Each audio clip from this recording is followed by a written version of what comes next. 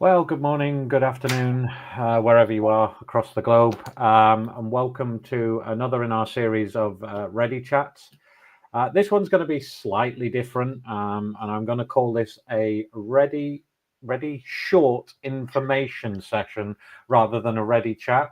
And I'll explain a little bit more of why we're doing it this way, or slightly different, and it will become obvious as we go through anyway. Let me start with just taking you through some introduction. So my name is Lee Corliss. I'm Head of Global Expansion, People and Culture here at Wrangham. And I'm joined today by one of my colleagues, Emma Kearns, and I'm going to have to look down for a job title, even though I gave it to her, which is Director of UK, Ireland and EMEA Expansion. So for those of you that are new to Wrangham, let me start by saying we're a technology and total management company with a global footprint. We have offices in the US, which is where our parent company sits. We're in the UK, Ireland, India, and we have a footprint across most of Europe. So we're able to support many companies across many areas of our region here in EMEA. We believe in accelerating meaningful employment for everyone, and we have a deep focus and expertise for neurodiverse and disability hiring and retention, but we're really about fully inclusive hiring and how you as an organization and how many organizations go about doing that. And today's REDi chat, and for those of you who don't know, REDi stands for Wrangham Empathy Drives Innovation, which is our guiding principle really here at Wrangham, is looking into the EU's disability inclusive legislation, and in particular the three directives that are coming into force. Some have already started coming into force, but coming into force over the next couple of years, that really affect everyone that operates within Europe.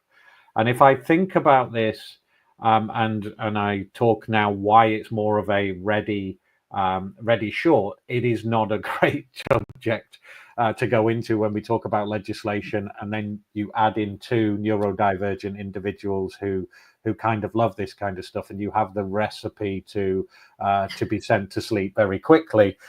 We actually had to laugh because we sent our support person to sleep within 3 minutes of just coming into the room to prep for this. So that shows the kind of subject that we're on, the kind of topic we're covering. But we're in a world right now where D&I is under the spotlight. We have a change of leadership within the United States, and I think a lot of you have seen what is going on over there, and the confusion and the upset that is causing. So again, if you want to learn more about this, tomorrow, here again, another REDi chat series. One of my colleagues in the US, Larry Worth, will be leading a chat more around the topic of hiring in the age of disruption.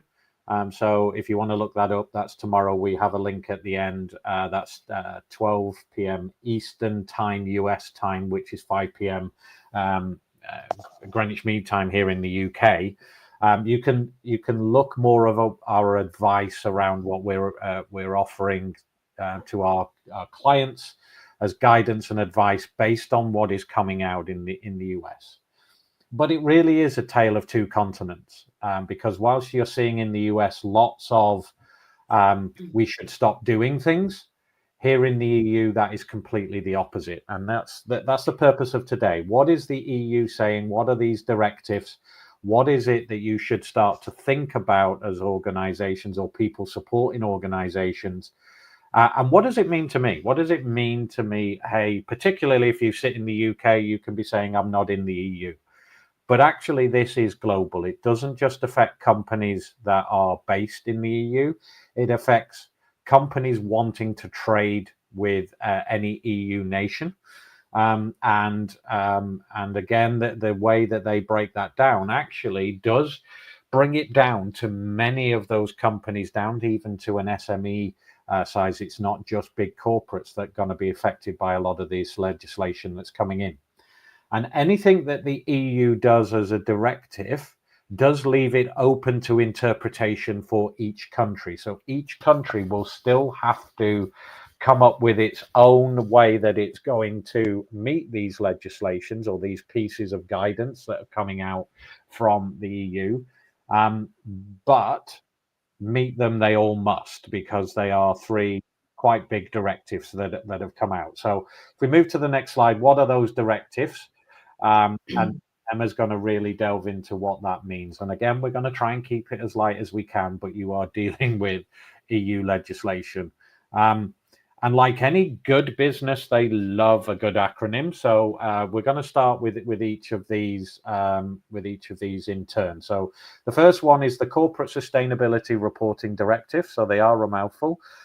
They know it more as the CSRD, and this is around expanding on the corporate reporting obligations that are already in place for many companies.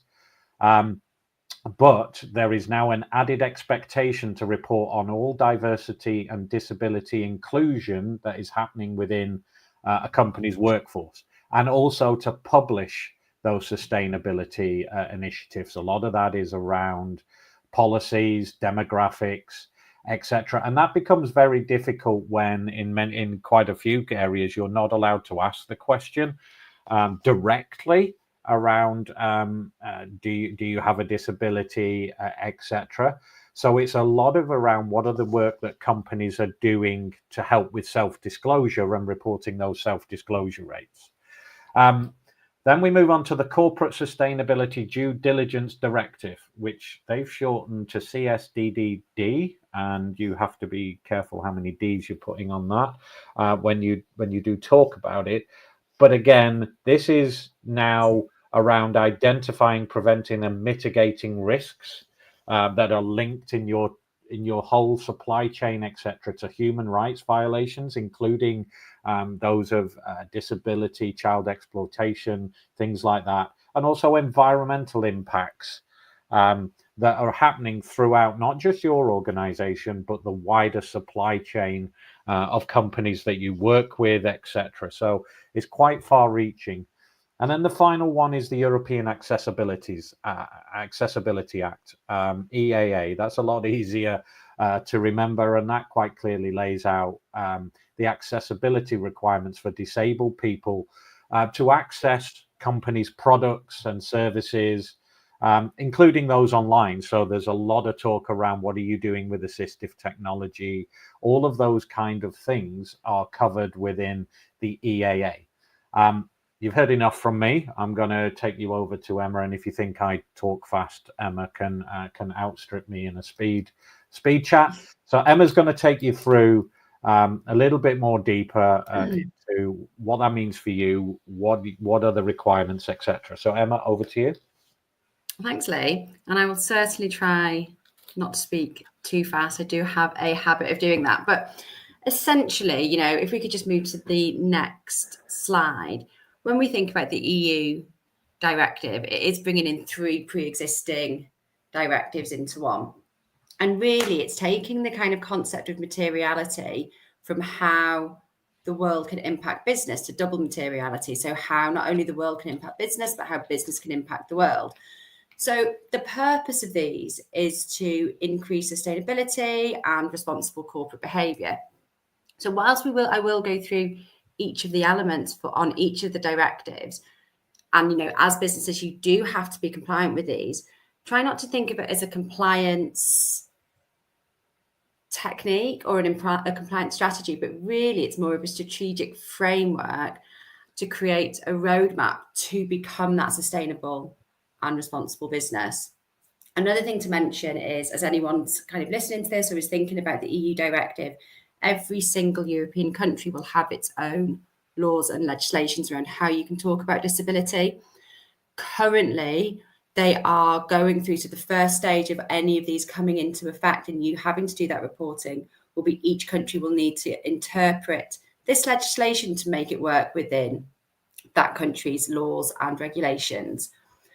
So the CSRD, this is very much around, this is probably the key one to think about and where you need to really start to be thinking about getting ready and gathering all of that evidence and data, because this is where that disability inclusion piece really does come in. So as a company operating in Europe, be that a UK company that's operating in Europe or a US company operating in Europe, you will have to start reporting on 6, 7, 8 key areas. So one being board diversity. So as a company, you're going to have to start disclosing the diversity of your board of directors, including the percentage of members with disabilities. And then also that employee data piece. So companies, you will need to start reporting on the percentage of employees with disabilities and also explain how that data was created. One of the questions that comes up at this point quite a lot is GDPR, because obviously within GDPR, we are bound by what information we can disclose. And in some countries, we're bound by even being able to ask somebody if they are disabled.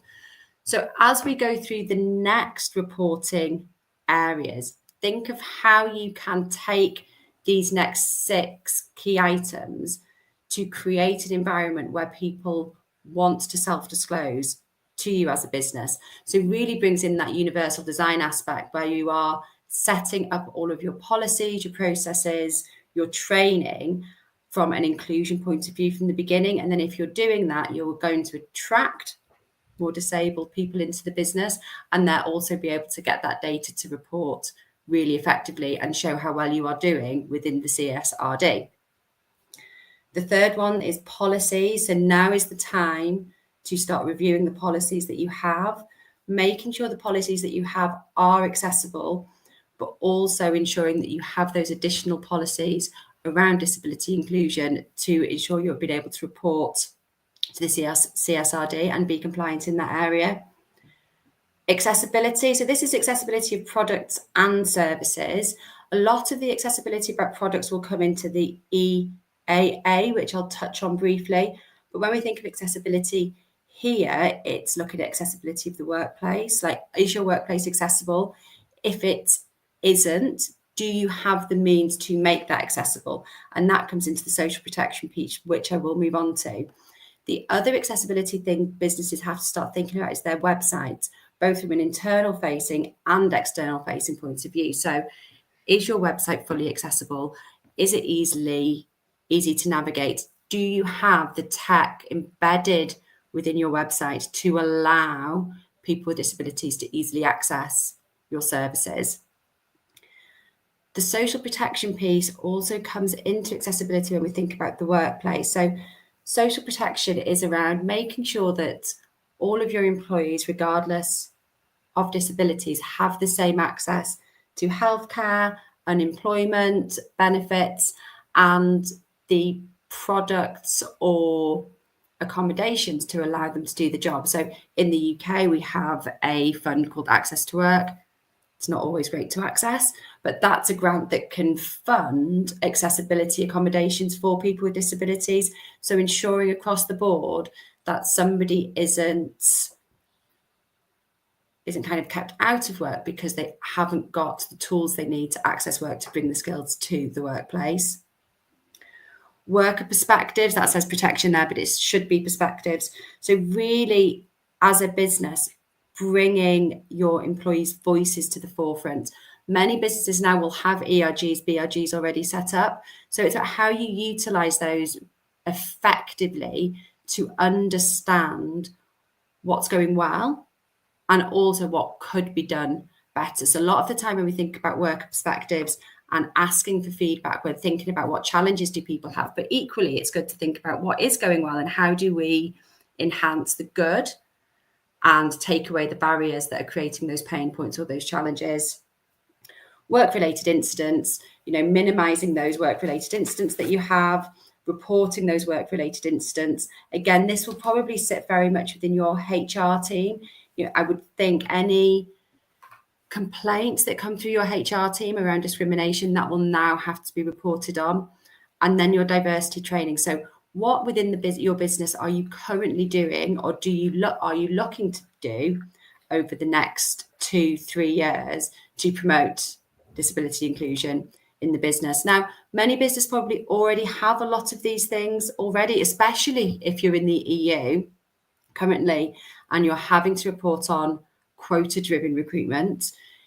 really it's now is the time for you as a business to go away, think about all of the pieces that are happening, probably in silos, and bring it all together. So it really is that strategic framework that you're looking at developing now to be able to report effectively. So when it does get to the reporting deadline, you're not rushing around trying to find all of the data and that information. We'll move to the CSDD now. So if we can just go to the next slide. This is much more around probably compliance rather than the strategic framework, which I mentioned in the CSRD. So within this, you're going to have to start reporting on human rights due diligence. It's a very difficult word to say. Human rights due diligence. So what are you as a business doing from a human rights perspective? This will probably be much more within your supply chain. So businesses with large supply chains, what are you doing to ensure that human rights are protected? Businesses that currently don't have a modern slavery policy need to start getting a modern slavery policy, and really looking at, as you're bringing new suppliers into the business, how are they mitigating human rights violations, and also how are you finding those suppliers that are a supplier that might be a disability-owned business, a minority-owned business, women-owned business that can bring that, sorry, my voice is going, bring that disability inclusion into the company that you're working with. Risk assessments, regular risk assessments. Again, you're probably already doing a lot of this. It's just finding out what you are doing and how you can strategically look at that to create that reporting technique. Oh, excuse me. So you do need to start conducting regular risk assessments, not just within your own operations, but again, on your supply chain. This is probably an operational piece rather than in the previous one, rather than a HR or a D&I piece of work. You need to look at mitigation measures, remediation, reporting and transparency, and that stakeholder engagement. So when we think of disability inclusion, the stakeholder engagement piece is something that you can look at doing with the wider community, with your ERGs, with your BRGs, to make sure you are hearing those voices of marginalised groups or people with disabilities or neurodivergence, to ensure that your business is fully inclusive, and also being able to get the right talent for your business to become sustainable and responsible. This is a very whistle-stop tour. And then the last one is the EAA. This is all around products and service accessibility. So ensuring any product that you create are fully accessible to your customer base. For example, if you are a bank and you might have a call center, you need to ensure that that piece is done and your staff there have the training to ensure that the products that you're providing are fully accessible and they understand that customer group. If you've got someone with disabilities accessing a call center, what other means do you have for someone to access that? Is it always picking up the phone? Is there text messaging functions? Is the website fully accessible? And also in service accessibility, again, the workplace would come into that. Conducting those regular compliance checks, maintaining technical documentation, which is a pretty lofty task to start doing. So start looking at it now. It might not be that if you're here for disability inclusion, it might not be that it sits with you, but it's really important if you can talk to the member of the team that it does sit with, that everyone is on the same page. And presumably for many large businesses that currently are operating in the EU, they're already looking into this. So it's about what are they already doing and how might you be able to bring that disability inclusion piece into the work that's already happening. So what do you need? What are your key actions now if you're going to take away from this? Like we did say, it is a very whistle-stop tour, but there is some probably 5 key actions that as a business you can take, and you can contact us at any point and we can kind of talk you through these and go into a little bit more detail. But firstly, start auditing your policies and supply chain. And also when you're auditing your policies and supply chain, understand what audits your supply chain have in place. to mitigate some of these areas which we've talked about in the previous directives. Look at your hiring, your training and reporting. What hiring are you doing? Are you reaching the demographics that you want to reach? Do you have the right training in place? Is that training accessible? And what are your reporting mechanisms? Because so many businesses that I speak to will have some really great pockets of training happening, will have some really great pockets of disability hiring happening, but there isn't a centralized reporting mechanism for you to be able to demonstrate that and then scale that and sustain that across the business in years to come. Ensure that you're fully digital and physically accessible. So look at your physical spaces, look at your website, ensure that's accessible. Develop your risk assessment procedures and tracking systems. So the tracking systems is probably the most, for me, the most boring part, but it is the most important part to ensure that you're able to display the work that you're doing. So if we go to the next slide, please. So a little bit about us. I'm not going to go much into this because Lee has mentioned that at the beginning, but as a company, we're a global company, total talent management, and we're a disability, minority and women-owned business. So I think at the heart, that's what I love about Wrangham and what attracted me to Wrangham, because at the heart of everything we do, we bring that lived experience piece to the table. We truly do live and breathe accessibility and inclusion.